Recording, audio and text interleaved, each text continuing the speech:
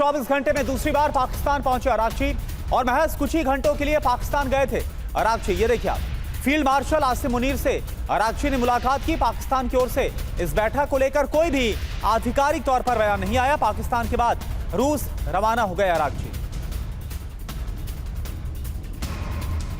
तो मुलाकात की तस्वीरें आपको दिखा रहे हैं। देखिए, अब्बास अरागची ने जो दौरा है वो पहले पाकिस्तान गए थे, फिर वो ओमान गए, इसका फिर से वो पाकिस्तान गए और अब रूस पहुंच चुके हैं। तो 24 घंटे के अंदर ही ये दूसरी बार पाकिस्तान दौरा ईरानी विदेश मंत्री का। 24 घंटे में दोबारा वो गए पाकिस्तान। क्यों गए अरागची, ये जान लेते हैं। पहला दौरा कब? 25 अप्रैल को और दूसरा दौरा 26 अप्रैल को। किससे मुलाकात हुई? आसिम मुनीर से इस दौरान उनकी मुलाकात हुई है। अब संभावना क्या है? दूसरे दौर की वार्ता में पेच फंसा हुआ है, अभी भी स्पष्ट नहीं हो पाया आगे रणनीति क्या होगी। अपनी शर्त पर वार्ता करना चाहता है ईरान, अड़ा हुआ है और अपना पक्ष रखने पाकिस्तान अरागची गए। ट्रंप की तरफ से बातचीत का भारी दबाव है। अरागची ने पाकिस्तान को बातचीत की शर्तें सौंपी। पहले दौर में हुई गलती नहीं दोहराना चाहता है ईरान और इस वजह से हो सकता है कि 24 घंटे में दोबारा अब्बास अरागची पाकिस्तान गए, जिससे कि वो अपनी शर्तों को एक बार फिर से आसिम मुनीर के सामने रख सके। और एक और बड़ी खबर, पाकिस्तान की मध्यस्थता पर ईरान से सवाल उठ रहे हैं। ईरान के सांसद मोहसिन रजाई, उन्होंने पाकिस्तान पर सवाल खड़े किए। पाकिस्तान की मध्यस्थता बतौर मीडिएटर, पाकिस्तान पर विश्वास नहीं किया जा सकता। मोहसिन रजाई की तरफ से कहा गया, हमेशा ट्रंप का ही पक्ष लेता है पाकिस्तान।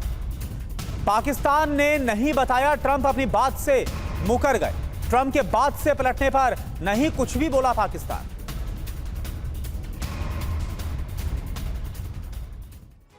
मध्यस्थ पाकिस्तान अमेरिका का मोहरा। ईरानी सांसद इब्राहिम रिजाई का बयान आया सामने। पाकिस्तान डील के लिए ठीक जगह नहीं है। डोनाल्ड ट्रंप के दबाव में काम कर रहा है पाकिस्तान और ट्रंप की हां में हां मिला रहा है पाकिस्तान। बिल्कुल, अमेरिका के खिलाफ कभी भी पाकिस्तान बोलता नहीं एक शब्द। वार्ता में पाकिस्तान का रवैया पक्षपातपूर्ण है। अमेरिका के खिलाफ बोलने की हिम्मत ही पाकिस्तान के अंदर नहीं। अब क्यों भरोसे के काबिल नहीं रहा पाकिस्तान?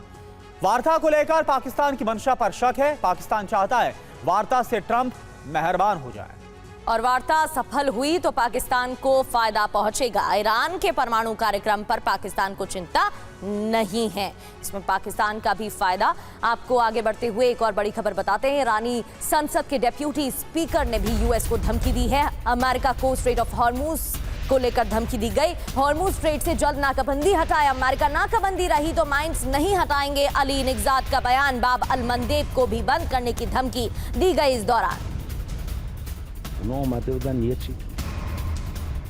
तो हॉर्मुज पर नाकाबंदी, टूटेगा ईरान का सब्र। ईरान की जिद क्या है यह आप जानिए। स्ट्रेट ऑफ हॉर्मुज पर ईरान का पूरा कंट्रोल होना चाहिए। जंग खत्म होने तक हॉर्मुज पर ईरान का नियंत्रण जरूरी है। ईरानी संसद के डिप्टी स्पीकर अली निगजात की तरफ से धमकी दी गई। और हॉर्मुज स्ट्रेट से नाकाबंदी हटाए अमेरिका। निगजात ने यह भी कहा, जब तक यूएस की नाकाबंदी तब तक माइंस नहीं हटेगी। हॉर्मुज नहीं खुला तो फिर बाब अल मंदेब बंद करेंगे। दुनिया की 25% अर्थव्यवस्था प्रभावित होगी।